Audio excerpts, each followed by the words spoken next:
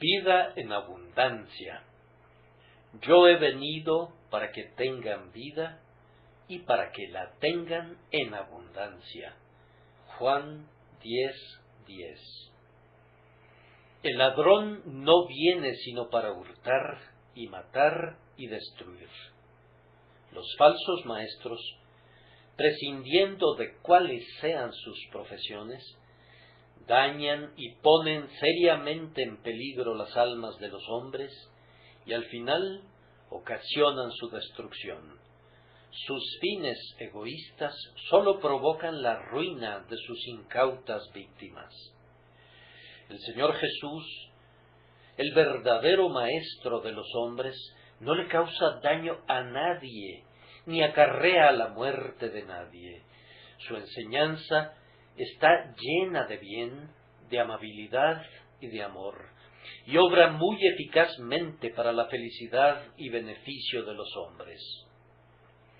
El error es letal, pero la verdad es dadora de vida. La venida de la serpiente antigua obró nuestra muerte, el advenimiento de la simiente de la mujer nos ha proporcionado vida.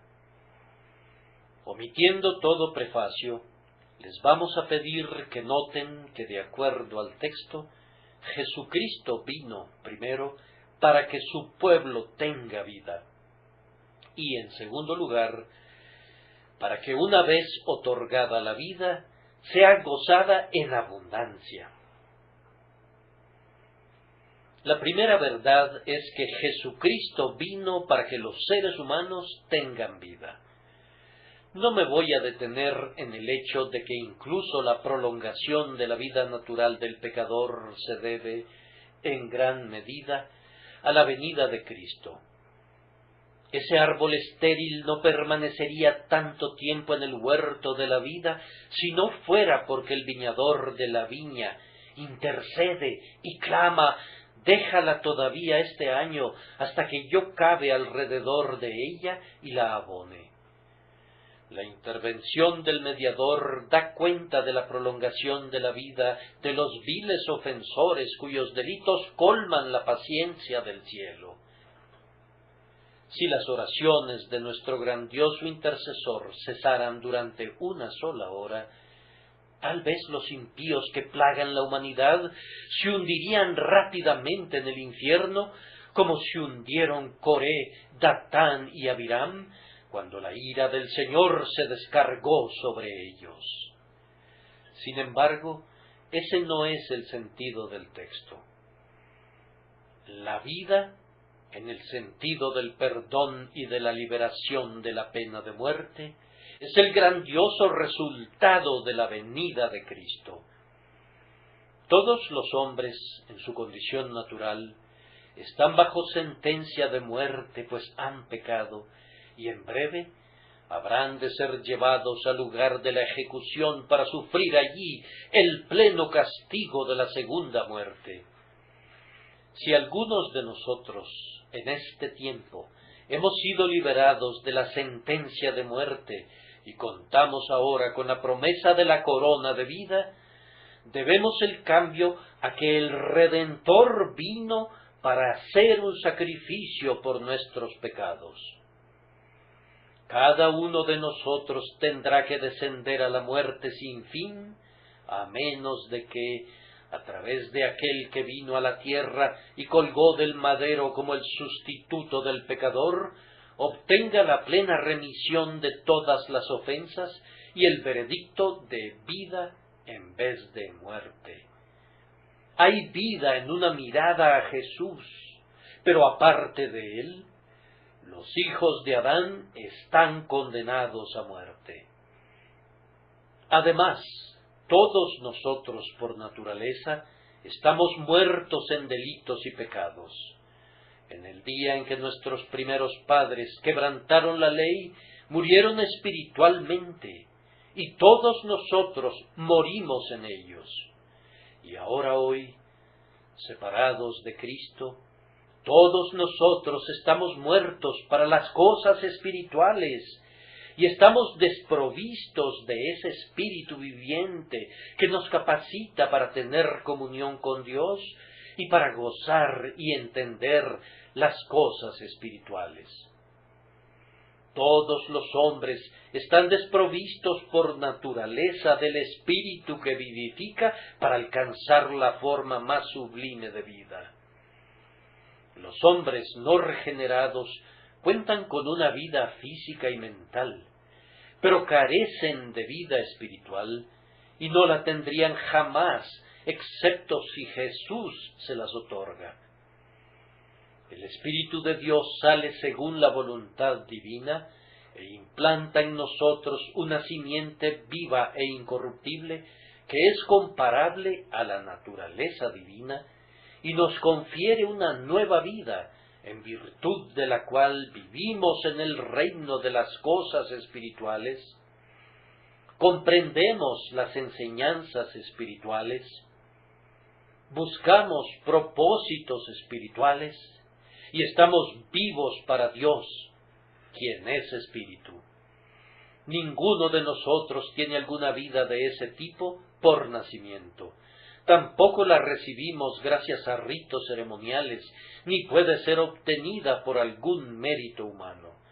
Los muertos no pueden volver a la vida a no ser por un milagro, y tampoco el hombre puede resucitar a la vida espiritual a no ser por la obra del Espíritu de Dios en él, pues Él es el único que puede vivificarnos. Cristo Jesús ha venido para llamarnos a que salgamos de los sepulcros del pecado. Muchos ya han oído su voz y viven. Esta vida espiritual es la misma vida que continuará y será perfeccionada en el cielo. Cuando salgamos de la tumba, no recibiremos una vida que no poseemos en la tierra. Tenemos que estar vivos para Dios aquí, o tenemos que ocupar nuestro lugar con los que están donde el gusano no muere y el fuego nunca se apaga. En el corazón del creyente late el día de hoy la mismísima vida que gozará de plenitud de gozo en la presencia divina. Aunque hayas mirado a Jesús hace solo unos cuantos minutos, la vida bendita ya está presente en tu corazón. Ya ha sido sembrada en ti la simiente incorruptible que vive y permanece para siempre. La vida celestial está en tu interior y Jesucristo vino para otorgarnos esa vida. Que Jesús es el dador de la vida es una verdad que está muy clara en el texto, lo cual nos conduce a las siguientes reflexiones prácticas.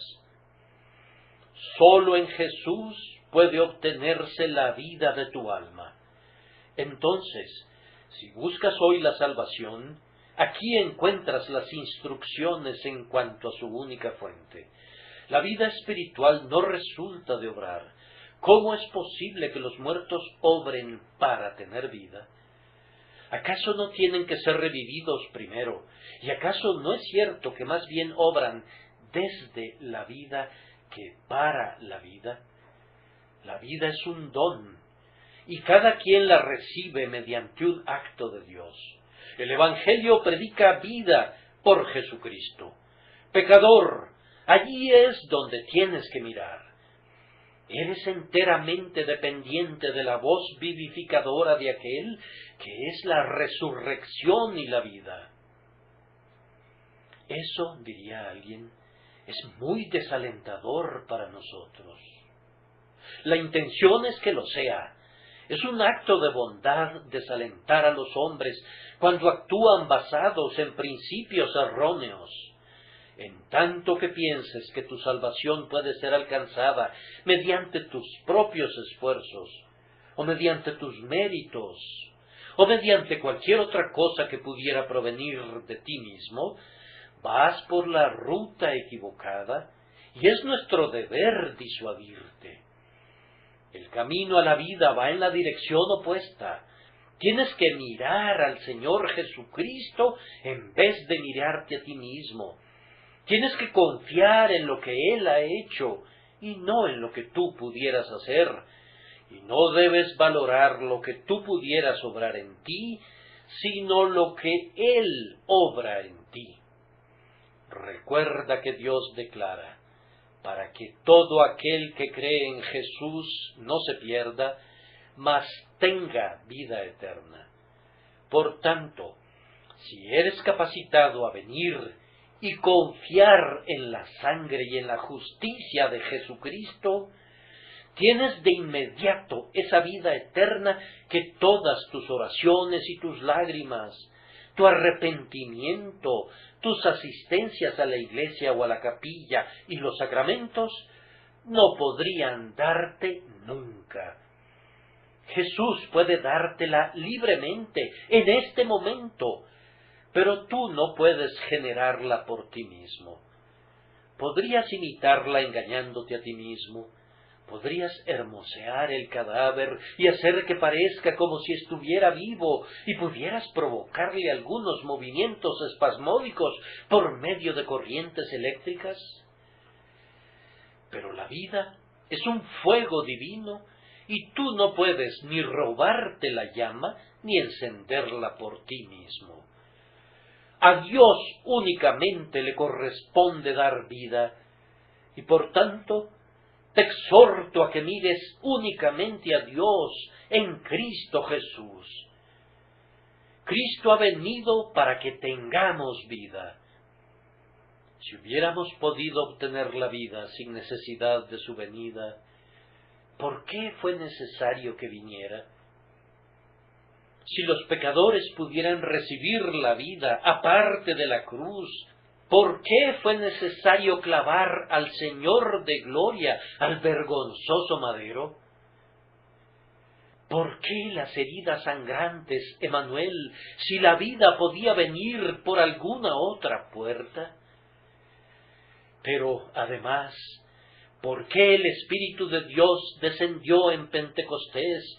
¿Y por qué permanece todavía entre los seres humanos si pudieran ser vivificados sin Él?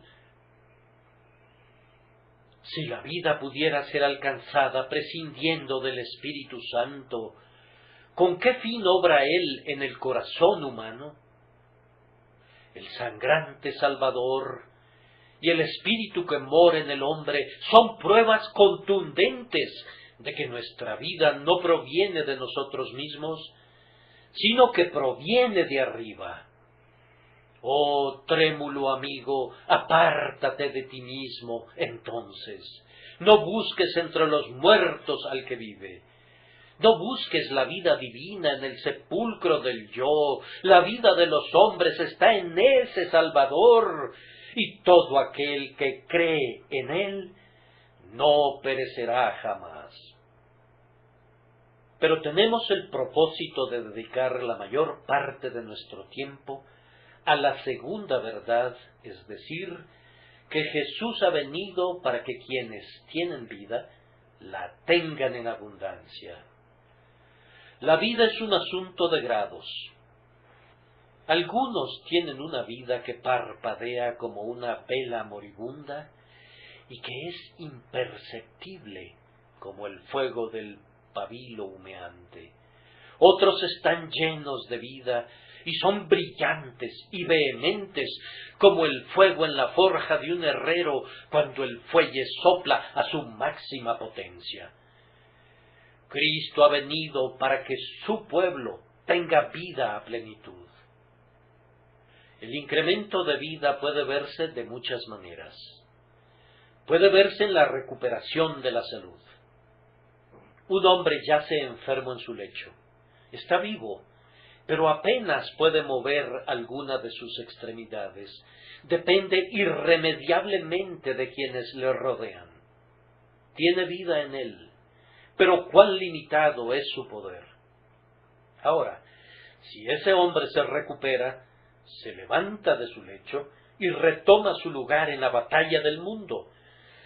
Es evidente que tiene vida en mayor abundancia que la que tenía en su enfermedad. Así también hay cristianos enfermos de quienes tenemos que decir: fortaleced las manos cansadas, afirmad las rodillas endebles. su constitución espiritual es débil y hacen muy poco. Cuando el Señor Jesús los restaura, fortalece su fe, ilumina su esperanza y los vuelve saludables. Entonces ya no solo tienen vida, sino que la tienen en abundancia. Nuestro Señor desea que gocemos de salud espiritual y para ese fin se convirtió en el médico de nuestras almas. Sana todas mis enfermedades y es la salud de mi rostro. Con todo, aunque una persona goce de salud, es posible que se le desee mayor vida.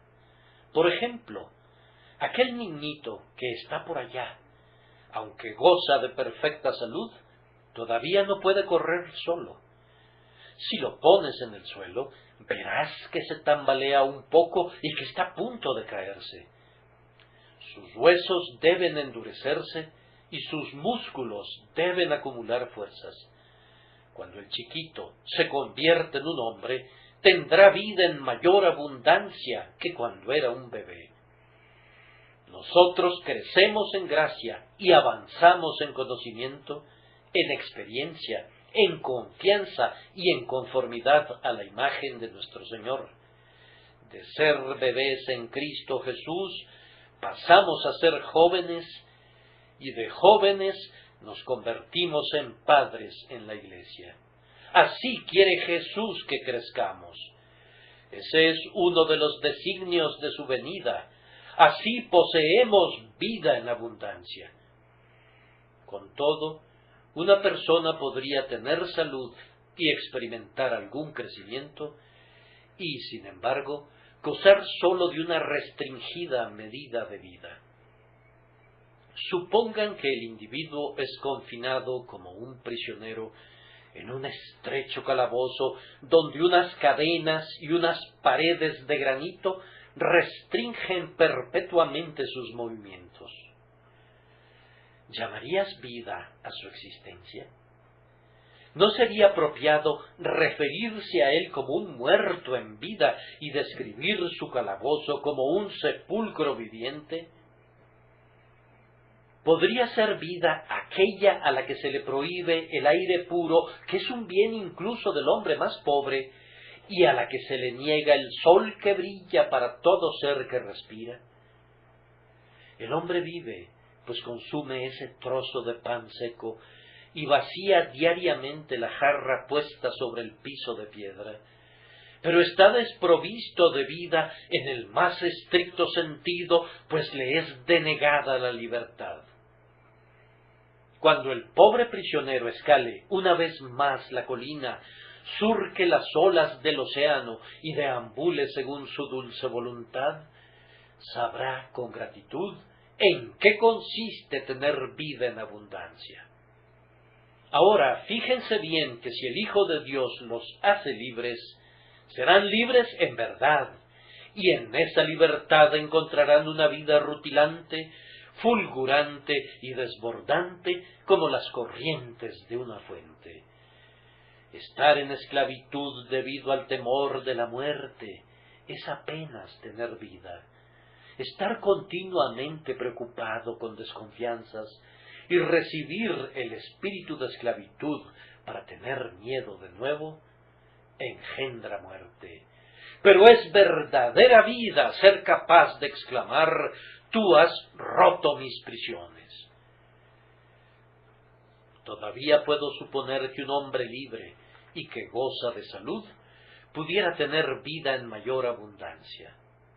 Es extremadamente pobre y puede vagabundear por donde quiera, es cierto, pero no puede considerar como suyo ni un solo palmo de terreno.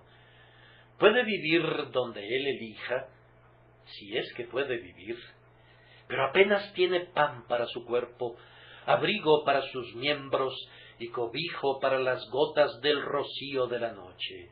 La penuria lo aguijonea severamente. El pobre hombre trabaja desde antes que el sol proclame la mañana y hasta altas horas de la noche para ganar un sueldo de hambre. Su duro trabajo es exigente a lo sumo. y su remuneración es insuficiente para proveer para lo necesario. Apenas puede mantener unidos su cuerpo y su alma. ¿Acaso es vida eso? Llamarla así es casi un sarcasmo. Cuando nos hemos encontrado con personas que se han visto forzadas a dormir sobre el duro suelo, o que han estado durante muchas horas sin comer ningún bocado, nos hemos dicho: esas pobres criaturas existen, pero no viven. Es un dicho verdadero. Así también hay creyentes que existen, pero no viven. Están muriéndose de hambre porque no se alimentan de las promesas. No disfrutan de las ricas cosas que Cristo ha provisto en el pacto de gracia. Pero cuando el Señor Jesús los capacita para que participen de los gruesos tuétanos y de los vinos purificados, entonces no sólo tienen vida, sino que la tienen en abundancia. ¿Puedo suponer todavía que una persona sea libre, saludable y que disfrute de la abundancia, pero que necesite mayor vida en cuanto a sus relaciones con sus semejantes? Es insignificante y despreciado, es un paria y un proscrito. No tiene a nadie que lo ame o que lo mire con respeto, y ni siquiera se respeta a sí mismo. Anda sigilosamente por todas partes, como si portara la marca de Caín. Ha olvidado la esperanza y se ha despedido del amor. ¿Sientes piedad por un hombre así cada vez que piensas en él? Poseer el amor y la estimación de nuestros semejantes es necesario si queremos vivir. Cuando está bajo convicción de pecado, el hombre siente ser menos que nada, un pecador indigno de alzar sus ojos al cielo, un leproso digno de ser encerrado con los inmundos, o se siente como un hombre muerto, olvidado y relegado.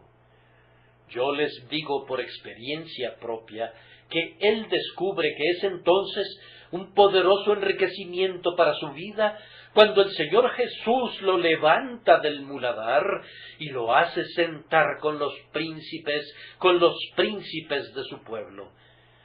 Hermanos, saber que ustedes ya no son más unos esclavos, sino hijos, herederos del cielo y coherederos con Jesucristo, que son alguien de quien los santos son compañeros y a quien los ángeles sirven.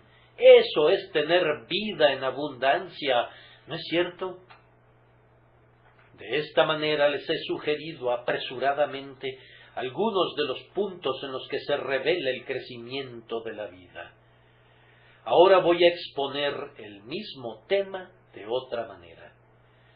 Quiero presentar ante ustedes 7 aspectos en que los cristianos deben buscar vida en abundancia. Primero, deben desear un mayor vigor.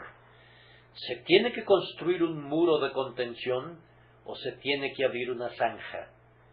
Se necesitan obreros. Aquí están sus palas y sus picos y sus carretillas, pero se requieren hombres. Vean, unas cuantas personas se ofrecen para ser contratadas. Son muy delgadas, tienen ojos singularmente brillantes, mejillas hundidas y una tos de ultratumba. Constituyen un grupo selecto proveniente de un hospital para tuberculosos. ¿Los contratarías? ¿Por qué lo dudas tanto? Esos hombres tienen vida. Oh, sí, comentas, pero yo quisiera que la tuvieran en abundancia. No podrían realizar el trabajo que requiero que se haga. Tenemos que despachar a esos pobres hombres. Tienen que ir a ver al doctor y deben recibir cuidados. Vean, por allá está otro grupo de sujetos robustos y fornidos. Miren sus rostros rubicundos, sus anchas espaldas y sus poderosos miembros.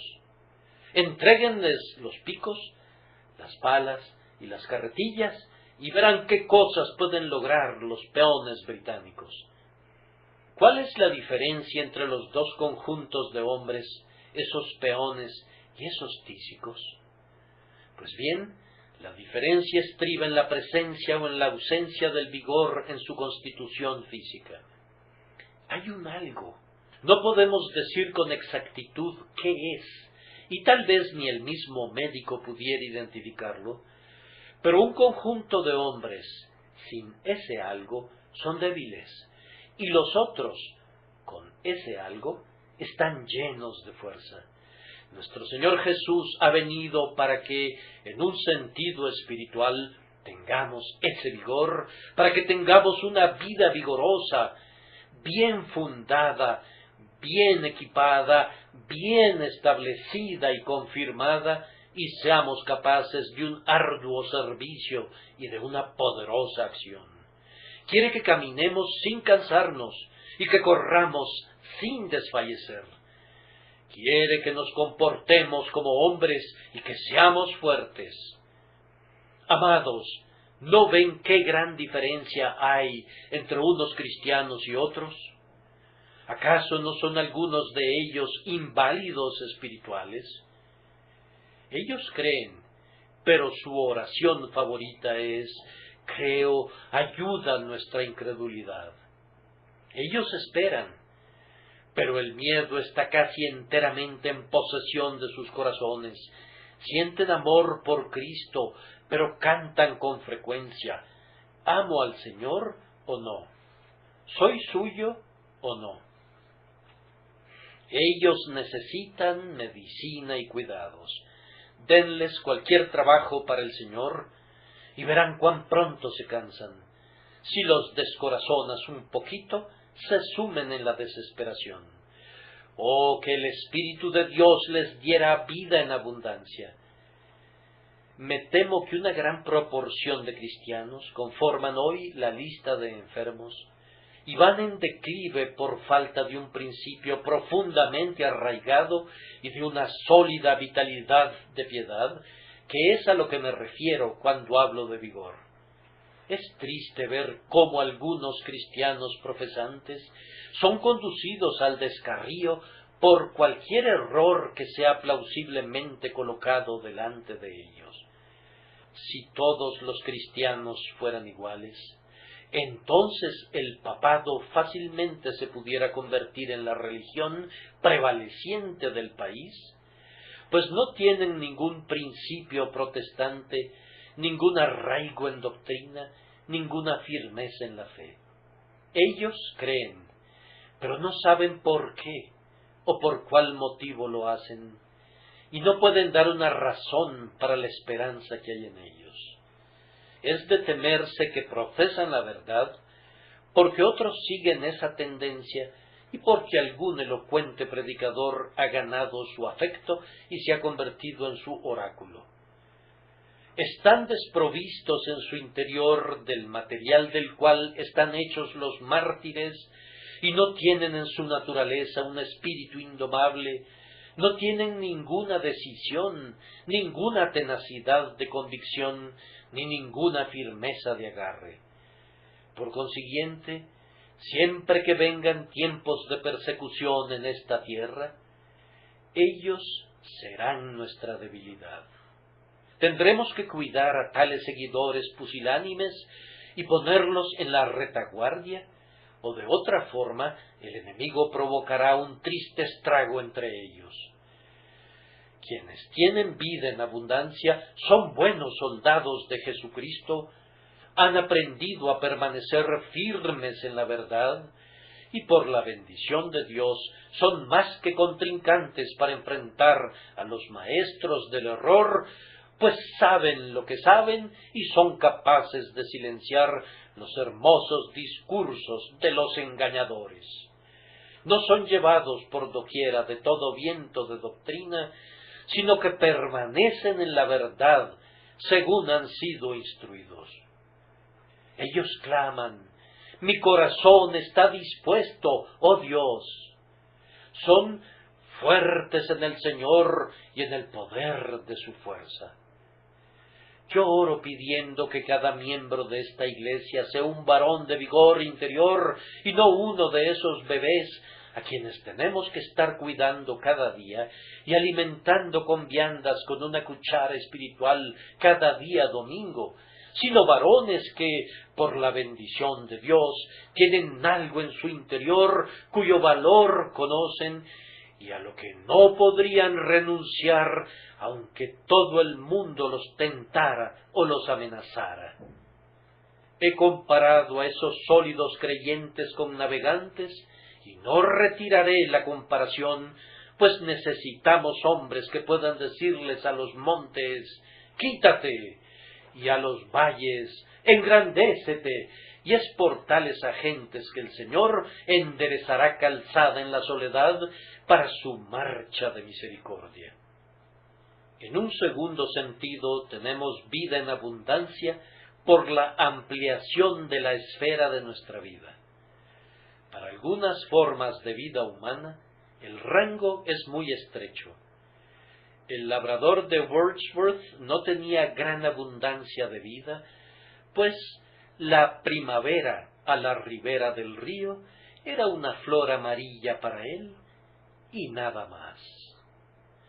Arar y sembrar, cosechar y segar constituían su filosofía. Las estaciones no predicaban homilías sagradas para él. Los pájaros cantaban, pero habría estado tan complacido si hubieran estado callados. Era un fastidio escalar los montes, y la vista desde su cúspide no era nada para él.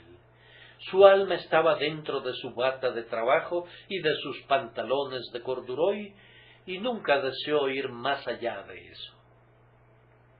Y no solo en los campos hay tales seres. En nuestras calles pululan hombres de la misma raza, vestidos con paños finos, para quienes la música de las esferas quiere decir el tintinear de los soberanos y cuyas citas favoritas se relacionan con el precio de las acciones y los cambios del mercado. Sobre el edificio de la bolsa de valores está escrita esta leyenda: de Jehová es la tierra y su plenitud. Pero ellos leen esa leyenda así: esta tierra es nuestro Dios y su plenitud es nuestro todo. Las almas de tales hombres viven como ardillas enjauladas y su rueda da vueltas cada día. Ese es todo el mundo que conocen. Jesucristo vino para dar a su pueblo una vida más amplia y más vasta. Cierto, hay muchos seres sobre los cuales Cristo no ha mirado nunca, cuya vida atraviesa áreas más amplias de las que contentan a los seres más bajos. Tales hombres rastrean a las estrellas y miden los océanos, leen la misteriosa historia de las rocas y memorizan las épocas pasadas. Son profundos en filosofía y se abren paso en las cámaras secretas donde anidan los principios germinales de las cosas. Tienen una vida que está limitada solo por el tiempo y el espacio. Pero, amados, cuando Jesús viene, Él amplía la esfera de la mente más capaz y hace que el más grande intelecto sienta que estaba encerrado, plagiado, confinado, hasta que es liberado. Jesús nos conduce efectivamente más allá del tiempo y del espacio. La vida que nos ha dado ha sido sacudida en el tormentoso mar del pecado y ha descendido hasta las profundidades del tremendo océano del terror. Hemos sido como Jonás en el fondo de los abismos, donde la tierra con sus barras parecía encerrarnos para siempre. La gracia de nuestro Dios perdonador nos ha puesto ahora sobre una roca y nos ha permitido contemplar el paraíso del perdón. ¡Qué bendición es ser perdonado, ser amado por el corazón del Padre y sentir el beso del Padre! Este es un mundo nuevo para nosotros, vivir como viven los que están con Dios, y ver su sonrisa y festejar por causa de su amor. Esta no es una vida de dimensiones insignificantes, pues moramos en Dios y estamos en comunión con el infinito. Ya no estamos más encerrados en el yo, sino que sostenemos conversación con los espíritus delante del trono y tenemos comunión con todos los santos redimidos por sangre. Ahora hemos visto esos misterios que anteriormente estaban ocultos a nuestros ojos. La senda que el ojo del águila no vio, nosotros la hemos contemplado, y el camino que el leoncillo no pisó, nosotros lo hemos recorrido. Hemos entrado en los misterios de lo invisible y hemos estado detrás del velo. Éramos como pajarillos dentro de sus conchas, pero el Señor ha roto nuestra prisión y su Espíritu nos ha conducido a toda la verdad y nos ha mostrado lo que estuvo oculto por las edades y las generaciones. Tenemos vida en abundancia en ese sentido.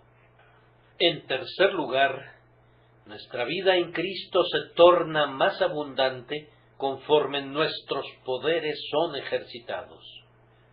Yo supongo que todos los poderes del hombre se encuentran en el niño, pero muchos de esos poderes están dormidos y sólo serán ejercitados cuando la vida sea más abundante. Ninguno de nosotros sabe lo que pudiera ser, pues todavía estamos en nuestra infancia. Cristo vino para darnos una vida más plena de la que hemos alcanzado hasta ahora. Miren a los apóstoles. Antes de Pentecostés, eran jóvenes escolares que sólo eran aptos para ocupar los grados inferiores. Con frecuencia eran ambiciosos y contenciosos entre ellos mismos. Pero cuando Jesús les dio el Espíritu, ¡cuán diferentes fueron! ¿Creerías que el Pedro de los Evangelios pudiera ser la misma persona que el Pedro de los Hechos? Sin embargo, era la mismísima persona. Pentecostés desarrolló nuevos poderes en él. Cuando lo oigo decir, no conozco al hombre, y unas cuantas semanas después lo veo puesto de pie en medio de partos, medos y elamitas y predicando a Cristo valientemente, yo pregunto, ¿qué le pasó a este hombre? Y la respuesta es, Cristo le dio vida en abundancia y él desarrolló poderes que antes estaban escondidos en él. Amados, ustedes oran, sí, pero si Dios les otorgara más vida, orarían tan prevalentemente como Elías.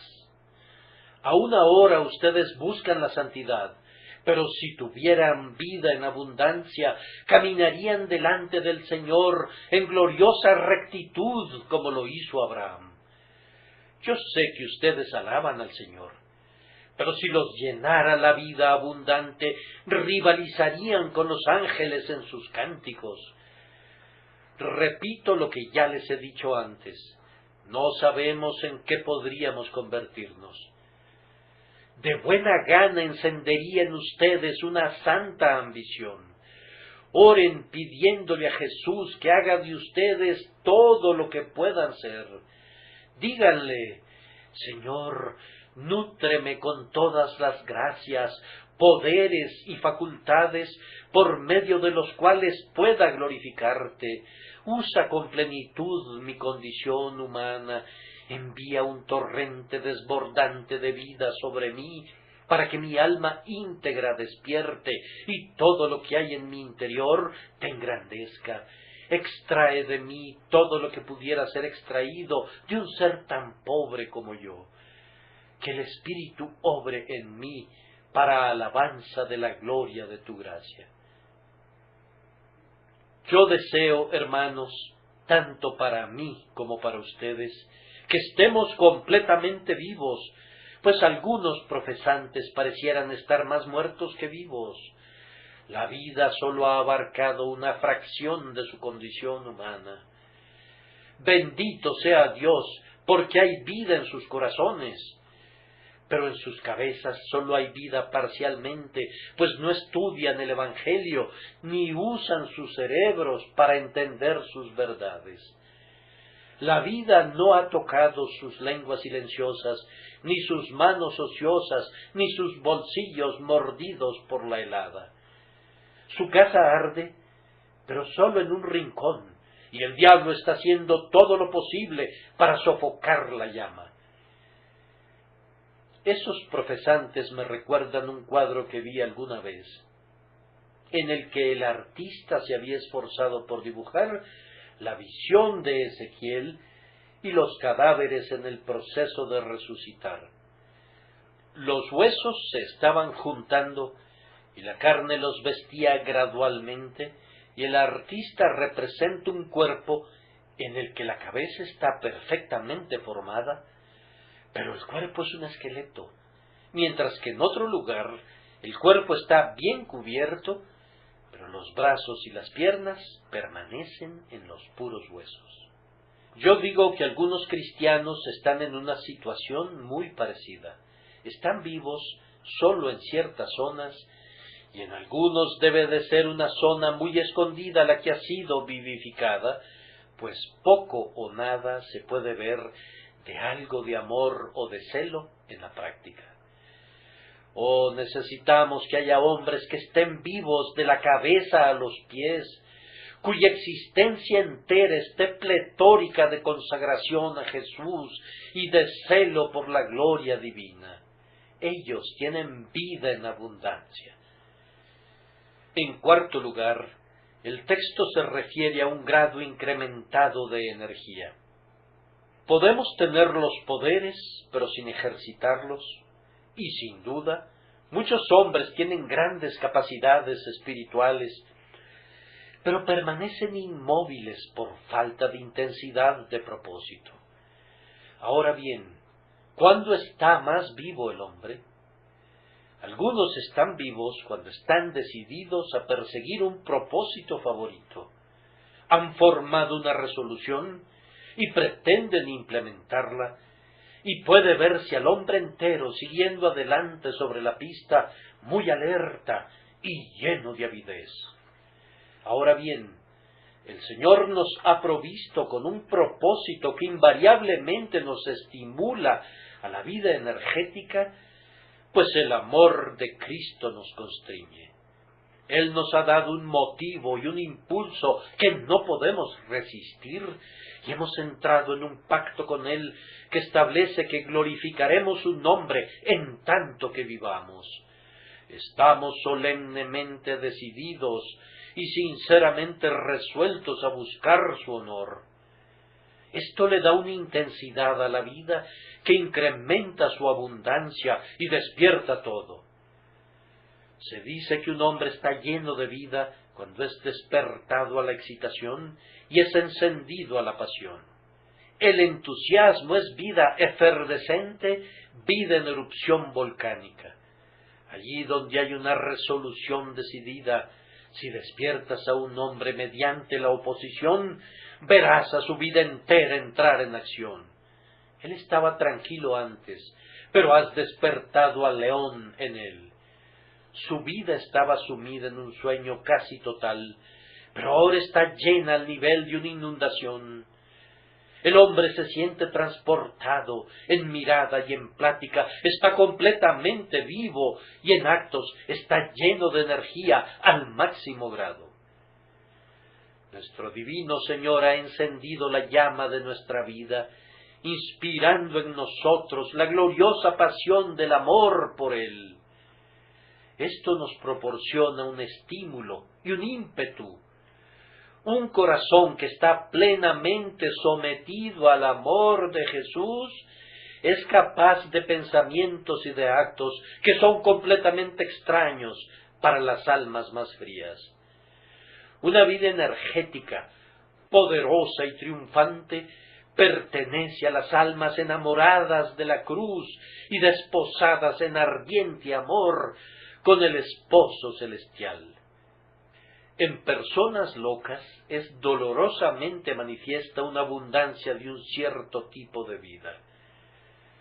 El endemoniado en la Escritura rompía las cadenas con las que había sido atado, pues tenía una fuerza descomunal cuando el paroxismo de su furia lo poseía. Ahora, si la posesión por un espíritu maligno lleva a los hombres a una fuerza descomunal, cuanto más la posesión por el Espíritu Divino ceñirá a las personas de extraordinaria energía. No es posible que supiéramos cuán potente para el bien puede volverse cualquier persona. Así como el hombre que estaba débil, muy débil antes, cuando quedó poseído de un espíritu maligno, rehusó ser mantenido en cautiverio, así el hombre poseído por el Espíritu Divino se vuelve sobrenaturalmente fuerte y rehúsa ser un cautivo del pecado o de Satanás. Mira a Martín Lutero. ¿Hubieras podido creer que ese pobre monje sacudiría al Vaticano? Y sin embargo, lo hizo en su celo por la verdad y su odio por el error. Miren a otros hombres en otros tiempos que han sido levantados por Dios para un propósito especial. Cuán abundante vida les dio su santo ardor. Fueron como Sansón en tiempos antiguos. Acércate a Sansón, palpa su carne y mira sus huesos. No es más grande que otro hombre. Aunque sus músculos indican un enorme vigor, no parece sorprendentemente superior a otros. Espera hasta que el Espíritu de Dios lo mueva en el campamento de Dan, y luego ay de los miles de filisteos. Mira cómo los apila en montones sobre montones, al tiempo que los elimina de una manera despiadada. Mira cómo sujeta las columnas de su templo y las mece hacia un lado y hacia el otro y derriba el edificio sobre sus cabezas. El Espíritu de Dios está en el hombre y hace maravillas. Si el Espíritu de Dios viene a ti, te hará hacer mayores cosas que esas y alcanzar victorias más excelsas. Solo créelo y ven a Cristo, pues se ha de tener vida en abundancia. Vamos a cambiar la línea de nuestro pensamiento y llegando al quinto punto, vamos a decir que a menudo se ve abundancia de vida en el goce desbordado. En una mañana de primavera, cuando caminas por el campo y ves a las ovejas retozando muy alegremente, has dicho, hay vida para ti. Ves un grupo de niñitos, todos gozando de excelente salud. Cómo se divierten y cuántas travesuras hacen. Dices, cuánta vida hay en esos niños. Atrapa a uno de esos traviesos pequeñuelos y ve cómo se zafa de tus brazos y tú dices, vamos, es pura vida. Así es justamente, y de ahí su júbilo. En la juventud hay mucha vida y desborde de espíritus.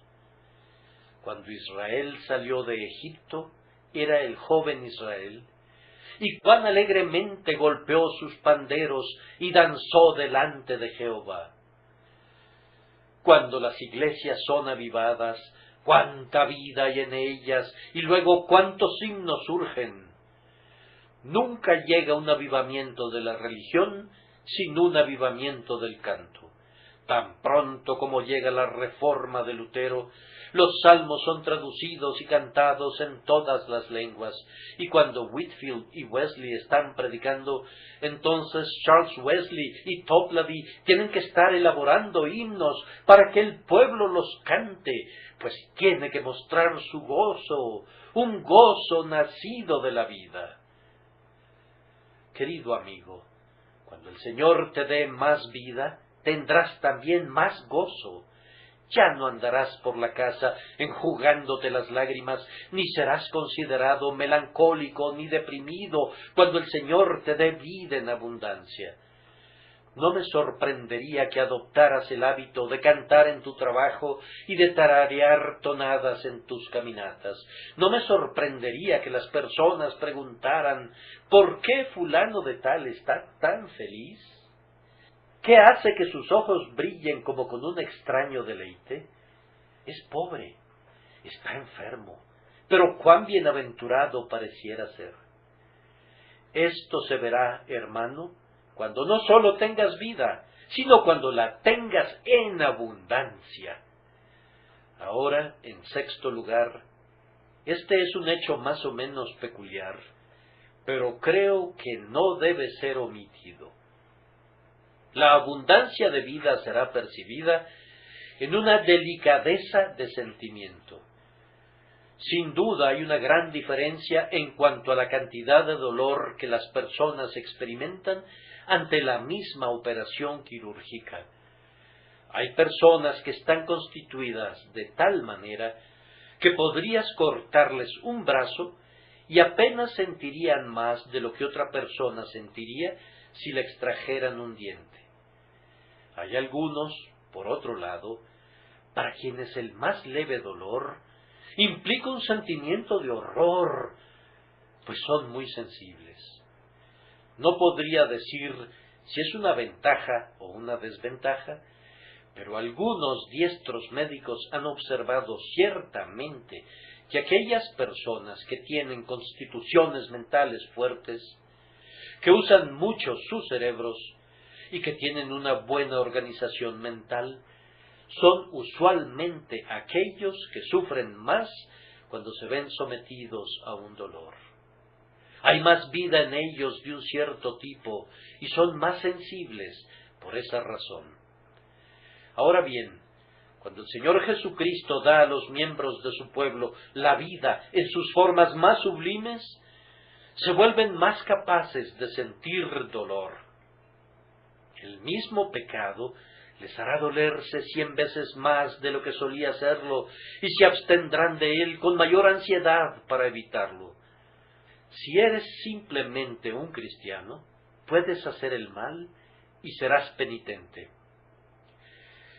Pero si tienes mucha vida y haces el mal, entonces tu corazón se retorcerá de angustia y te despreciarás delante de Dios. El hombre lleno de delicada vida no sólo sufrirá más, sino que probablemente experimente más placer. Él es sensible a gozos desconocidos para otros, y su constitución entera se estremece con un placer que otro percibe sólo débilmente.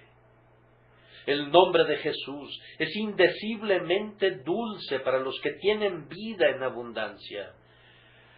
Solo tener vida es algo precioso, pero es inapreciable para los que tienen corazones muy tiernos que desbordan con una vida exuberante. Me he encontrado con algunos cristianos que dicen que no pueden entender el Cantar de Salomón, y no me he sorprendido por ello, pues es un libro de prueba para almas sensibles, y cuando los hombres tienen mucho de la vida de amor, ese sagrado cántico se adecúa a sus sentimientos mejor que cualquier otro libro de la Biblia, porque es un tierno libro de amor sagrado, y es deslumbrante como carbones del altar. Oh, yo les ruego que tengan mucho de la ternura de la vida intensa. Y no he agotado el significado de la delicadeza. También quiero decir esto: hay una delicadeza de mano que el varón puede adquirir mediante una larga práctica que convierte a ese maravilloso miembro en un gran obrador de hazañas. Los dedos y la palma rebosan vida y pueden ejecutar manipulaciones de un tipo sumamente sorprendente. De igual manera, la mano de la fe educada no sólo puede asir, sino manejar la buena palabra de vida. Cuando estamos dotados de esta facultad, atisbamos en los misterios del corazón de Jesús como otros no pueden hacerlo. Los labios también pueden volverse sensibles, Laura Brickman aprendió a leer con sus labios las letras resaltadas, y los ciegos tienen muy generalmente una maravillosa vida en las yemas de sus dedos que otros no hemos desarrollado todavía. Así el Señor quiere que su pueblo goce de una vida sensible de discernimiento que les ha de revelar cosas que de otra manera no hubieran sentido ni conocido nunca. Oh, cuando tu alma es bendecida con una santa delicadeza, cuando cada parte de tu naturaleza se ha llenado con una intensa sensibilidad y la desborda, y además con una educada sensibilidad para la mente y la voluntad divinas, entonces estás llegando donde Cristo quiere que llegues. Además, esta delicadeza se muestra en una maravillosa comprensión y en una agudeza de percepción que no habían estado allí antes. El indio pega su oído al suelo y dice: un enemigo se aproxima, y en cambio tú no puedes oír ni un sonido.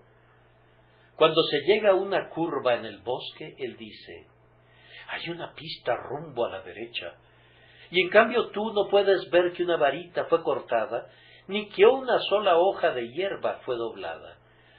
Sus facultades están llenas de vida, y por eso tiene un mejor oído y un mejor ojo que tú.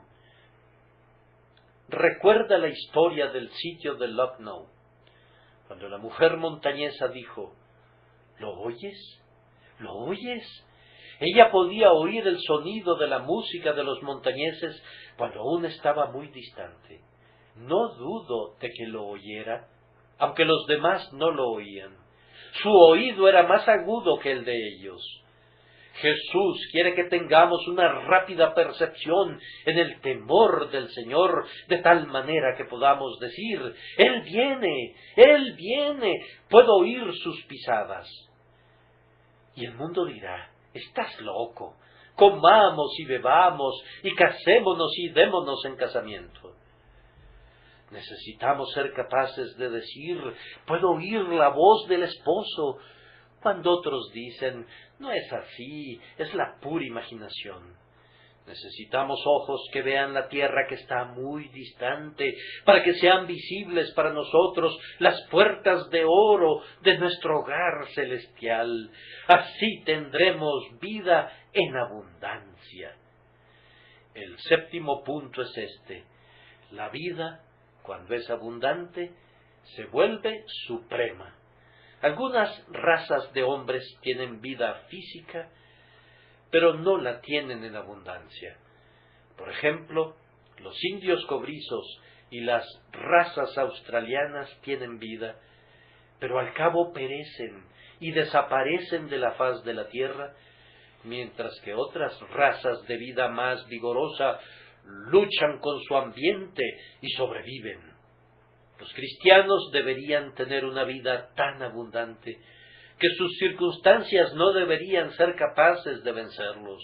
Una vida tan abundante que en la pobreza sean ricos, en la enfermedad gocen de salud espiritual, en el desprecio estén llenos de triunfo y en la muerte estén llenos de gloria. Gloriosa es la vida que desafía las circunstancias.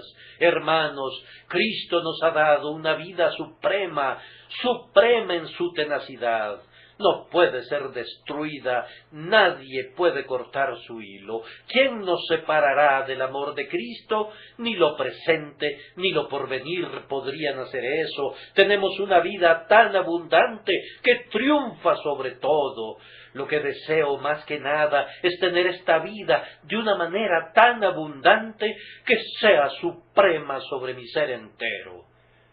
Hay muerte en nuestro interior, y esa muerte forcejea con nuestra vida. Nuestra vida ha derribado a la muerte y la mantiene bajo sus pies, pero tremendo es el esfuerzo de la muerte para levantarse de nuevo y retomar el control. Hermanos, debemos sojuzgar a la muerte, Debemos atarla como con ligaduras de hierro y sojuzgarla y plantar la rodilla de la oración sobre su pecho y presionarla contra el suelo. No hemos de permitir que el pecado tenga dominio sobre nosotros, antes bien, la vida en abundancia por medio de la gracia tiene que triunfar sobre la corrupción interna. Hay todavía muchas cosas más allá de ustedes, hermanos cristianos, pero todo eso es alcanzable. No deben sentarse y decir, tenemos que ser siempre cautivos de la carne y tenemos que rendirle obediencia. Amados, ustedes pueden vencer. Si la gracia de Dios está en ustedes, ustedes pueden vencer. No deben congratularse de la perfección de este lado de la tumba. Tal jactancia debe estar lejos de ustedes, pero en la fortaleza de Dios, la vida de Dios que está en ustedes puede crecer y crecerá, pues Cristo vino para hacerla crecer hasta que la muerte sea hollada y ustedes sean más que vencedores por medio de aquel que los amó. Mi tiempo se ha agotado. El tema es demasiado grande para mí. Entonces, solo concluyo con esto. Si quieren vida, tienen que obtenerla de Cristo. Y si quieren más vida, tienen que acudir a ese mismo lugar. No miren a Cristo para los principios, para luego mirar a otro lugar para las etapas finales. Cristo vino para que tengan más vida. Vengan a Él por la fe. No miren a las ceremonias o a los servicios externos ni a ninguna otra cosa para el crecimiento en la gracia aparte de Jesús. Deben acudir a Él y Él se los dará y serán ricos para todos los propósitos de bienaventuranza. Que Dios nos conceda que todos los miembros de esta iglesia reciban esta gran bendición por Cristo nuestro Señor.